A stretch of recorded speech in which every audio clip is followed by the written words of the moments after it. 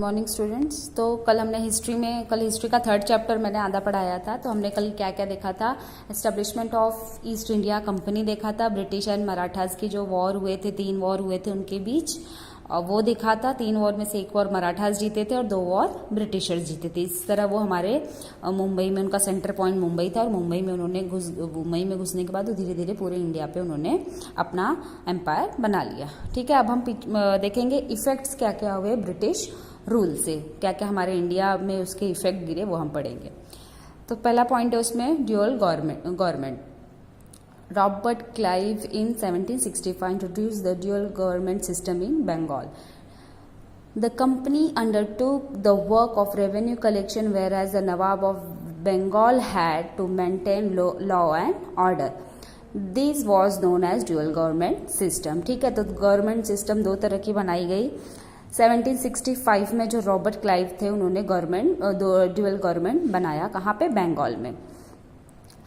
तो ये कंपनी ऐसी थी कि जो एक कंपनी करती थी क्या, रेवेन्यू कलेक्शन। जो भी टैक्स कलेक्शन होता था वो कंपनी करती थी। और जो वहाँ के नवाब थे उनको पूरा जो भी लॉ एंड ऑर्डर बनाया गया था वो गवर्नमेंट ने उसको फॉलो करना पड़ता था, उसको मेंटेन रखना नवाबों का काम था। तो इसी गवर्नमेंट को बोला जाता है कि कैसी गवर्नमेंट थी, dual government. The ill effects of dual government system could be seen after a certain time period. Money in the form of taxes went into the pockets of company officers.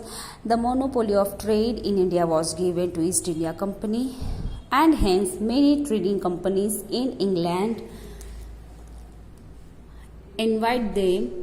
The working system of the company in India received criticism.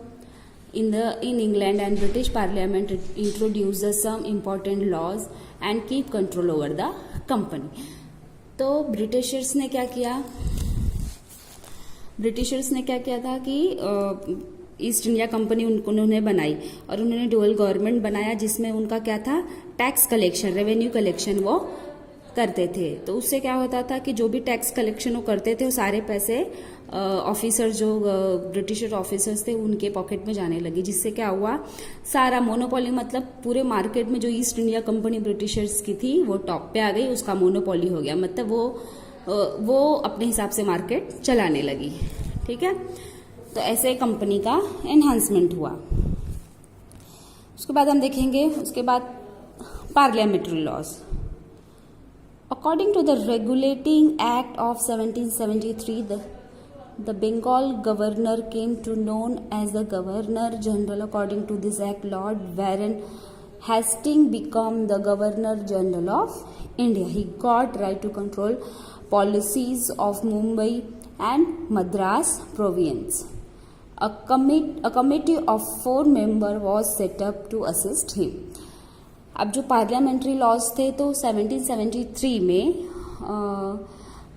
Lord Warren वहाँ के क्या बने, governor of India बने। तो उनका काम था कि जो भी पॉलिसीज थी मुंबई और मद्रास की, वो वहाँ की वो पॉलिसी को कंट्रोल करना, उसको चलाना, ये सब कौन करते थे, लॉर्ड वेरन। ठीक है, और उनकी एक कमेटी थी जिनमें 4 मेंबर थे जो उनको असिस्ट करते थे पार्लियामेंट्री लॉज के लिए। In 1784, Pitt India was Act passed. The Act provided for appointment of a permanent board of control for better regulation of and management affairs of the East India Company in India. In 1813 and 1853, new laws were passed the parliament to make certain changes the working of the company. In this way, they evolved the indirect control of the British government on the administration of East India Company. तो ठीक है, तो जब Lord Warren थे वो तो वहाँ के जनरल बन गए, इंडिया के गवर्नर जनरल बन गए। उनका काम था कि जो भी पॉलिसीज मद्रास और मुंबई की थी उसको फॉलो करना, उस पर कंट्रोल करना। उसके साथ उनके 4 मेंबर थे जो उनको असिस्ट करते थे। फिर 1784 में क्या हुआ, India act, Pitt India's act was pass, एक एक्ट था वो पास किया गया 1784 में। ठीक है। तो appointment of a permanent board control better regulation of management affairs of east India company. ये क्यों ये एक्ट पास किया गया, ताकि जो भी ईस्ट इंडिया कंपनी के काम कंट्रोल के बाद थे, उनका जो भी रूल्स रेगुलेशंस थे, सारी चीज़ों को कंट्रोल या स्मूथ तरीके से चले, इसके लिए 1784 में पिट इंडिया एक्ट पास किया गया। फिर 1833 से लेके 1853 तक बहुत सारे नए नए लॉ बनाए गए, पार्लियामेंट में बहुत सारे चेंजेस किया गया, काम करने के तरीके में चेंज किया गया। तो इस तरह से सब क्या हुआ कि जो ब्रिटिश गवर्नमेंट था उसका पूरा कंट्रोल ईस्ट इंडिया कंपनी पे आ गया था धीरे धीरे, क्योंकि गवर्नर जनरल वहाँ वो भी ब्रिटिशर था, तो वो धीरे धीरे सारी चीज़ों को चेंज करके ब्रिटिश गवर्नमेंट का वहाँ पे मतलब बोलते हैं ना पूरा वो उसको अपने हथकड़े में ले लिया गया। With the emergence of British rule, a new administrative system was developed in India. Civil services, military, police force, judicial system become the main pillars of the British administration in India.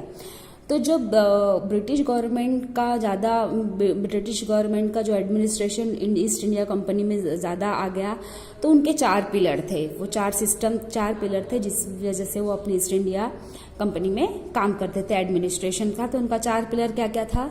Civil service, military, police force and judicial system.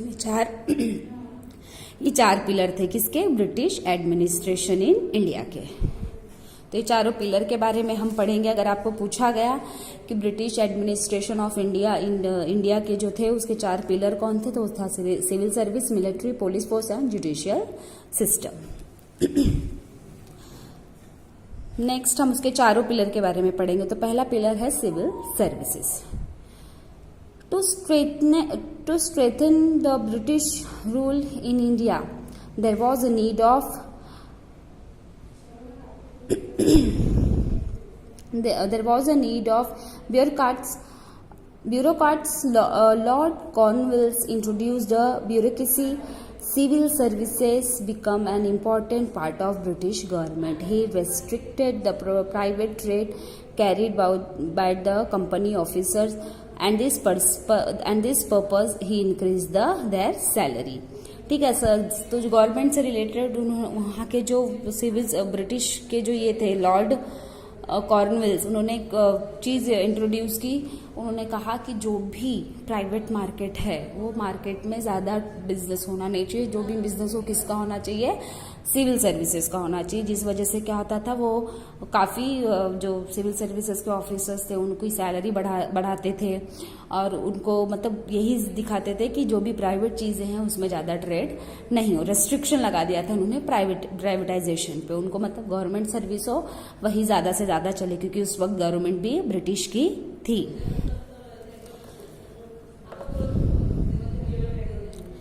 For the convenience of administration, he divided British occupied territories into district. ठीक है।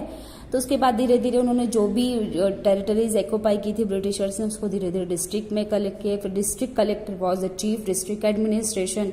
ठीक है। तो जो district collector था उसको chief district administration बना दिया गया। He was responsible to collect revenue.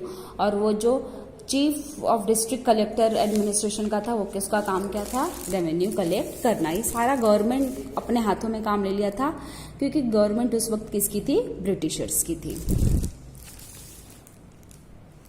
Giving a justice maintaining law and order, the officers were appoint through the competitive examination known as Indian civil services.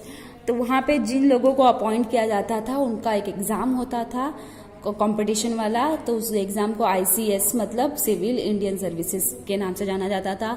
वो entrance exam होता था जिसमें वो आगे निकल जाए तो उनको वो पर्टिकुलर चीज के लिए अपॉइंट कर लिया जाता था। नेक्स्ट पिलर है उनका मिलिट्री एंड पुलिस फोर्स।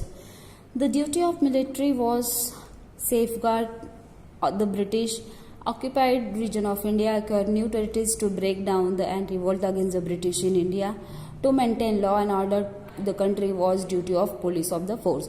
तो जो भी उनका सेकेंड पिलर था मिलिट्री एंड पुलिस, तो वहाँ पे उनका ऐसा कहना था कि ऐसे फोर्स बनाया जाए, ऐसी चीज़ें कि जो भी ब्रिटिश के खिलाफ आ रहा है तो ऐसी चीज़ों को रूल एंड रेगुलेशन में बनाया जाए ताकि कोई भी ब्रिटिशर के खिलाफ आ नहीं सके। इंडिया में जो भी अगर ब्रिटिशर के खिलाफ आने की कोशिश कर रहे हैं तो ऐसे लोगों को ब्रेक डाउन किया जाए। तो ऐसा लॉ एंड ऑर्डर उन्होंने मेंटेन किया किसमें, मिलिट्री एंड पुलिस फोर्स में।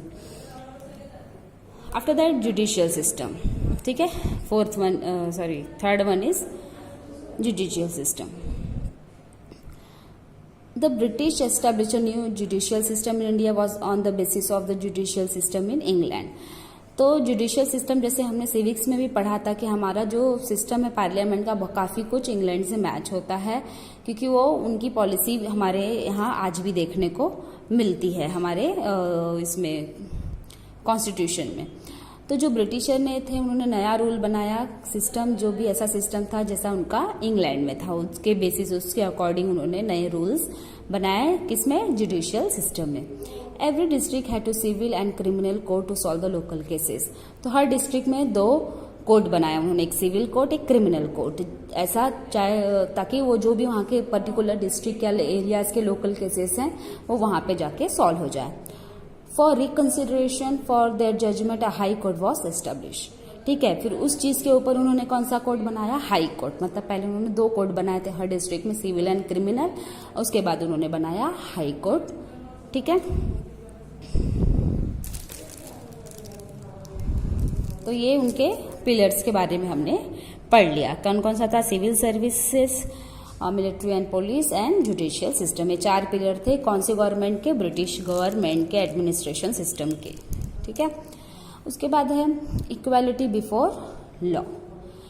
इन early times law in India differed from the place to place. There was a difference in judgment of the casteism under the leadership of Lord Macaulay. A committee was set up to create a code of law. The Indian Penal Code was enforced all over British India with the British principle of equality before law. तो ठीक है, तो India में पहले कैसा था कि हर जगह अपना अपना सबका एक जजमेंट रहता था हर कास्ट के हिसाब से, कि अपर कास्ट के हैं तो उनको जल्दी मतलब उनको सपोर्ट मिलेगा, लोअर कास्ट वालों को कोई पूछता नहीं था। तो ये सारी चीज़ें चेंज की गई और ब्रिटिशर्स ने अपने प्रिंसिपल्स बनाए कुछ और उस प्रिंसिपल के अकॉर्डिंग चलाना था उनको। और ये प्रिंसिपल जो नए क्रिएट कोड ऑफ लॉ जो थे वो थे उन्होंने बनाए थे लॉर्ड मैक्यूले ने। उन्होंने बनाया कि उनको क्या है कि इक्वालिटी चाहिए, मतलब ऐसा नहीं कि कास्ट के लिए ऊपर से, कलर के ऊपर से या ऐसी कुछ चीज़ों की वजह से ऐसा जजमेंट किसी को मिले। But there was some defects in it. There were separate court in different laws for the European. New laws were difficult to understand the common people. Legal cases become expensive affair for the community and the cases remain pending for the years. But ये जो नया law बनाया गया, ये law जो बनाया Lord Macaulay ने, equality का, वो लॉ काफ़ी मतलब डिफेक्टफुल हुआ क्योंकि वहाँ पे फिर यूरोपियंस जो थे उनके लिए अलग लॉ कोड, मतलब डिफरेंट लॉज बनाना, और जो नए लॉ में जो नए नए चेंजेस आए थे कॉमन पीपल को समझ में नहीं आ रहे थे। इस वजह से क्या होता था, वो काफ़ी एक्सपेंसिव हो गए, उसमें पैसे ज़्यादा चार्ज होने लगे। इस वजह से बहुत सारे लीगल केस थे वो बहुत सालों तक पेंडिंग रहा करने लगे। ठीक है, तो ये सारे इफेक्ट थे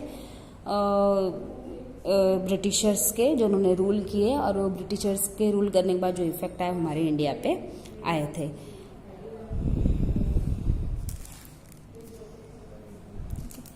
नेक्स्ट हम देखेंगे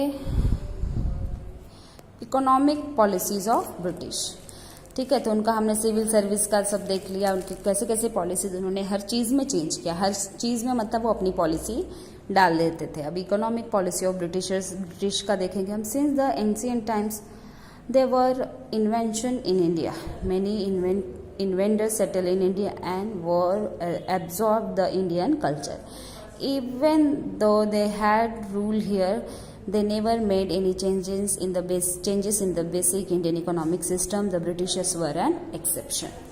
ठीक है, तो बहुत पहले की बात है कि बहुत सारे लोग बाहर के लोग जो थे इंडिया में आके बस गए थे, और इंडिया का जो भी बेसिक चीज़ था, कभी बेसिक इकोनॉमिक पॉलिसी जो थी, कभी वो लोग बाहर से आके भी इंडिया में सेटल हो गए, लेकिन कभी अपनी बाहर की मतलब उन्होंने बेसिक पॉलिसी चेंज करने की कोशिश नहीं की, कभी भी सिस्टम इकोनॉमिक सिस्टम चेंज करने की कोशिश नहीं की, क्योंकि वो उसी में उनको बोलते ना जम गया था और वो चलते थे उसी हिसाब से। बट जब ब्रिटिशर्स आ गए तो ब्रिटिशर्स ने चेंज करना स्टार्ट कर दिया। England was a modern nation, तो वो टाइम पे क्या था, इंग्लैंड जो था काफ़ी मॉडर्न था। तो due to the industrial revolution capitalistic prevailed, hence they include incalculated economic system in India was conducive to economic system in England। ठीक है, तो क्योंकि वो टाइम पे उस टाइम पे इंग्लैंड जो था काफ़ी मॉडर्न था, कैपिटल वहाँ पे मतलब सारी कुछ नए नए चीज़ों के हिसाब से इकोनॉमिक सिस्टम भी वहाँ का काफ़ी अच्छा था। तो वो जब ब्रिटिशर्स यहाँ पे आए तो वो अपनी पॉलिसी इंडिया में भी डाल के मतलब इंडिया के इकोनॉमिक सिस्टम को भी बदलने की कोशिश करते थे। मतलब वो भी चाहते थे कि जो इकोनॉमिक सिस्टम हो वो ब्रिटिशर्स के हिसाब का हो या इंग्लैंड के हिसाब का हो।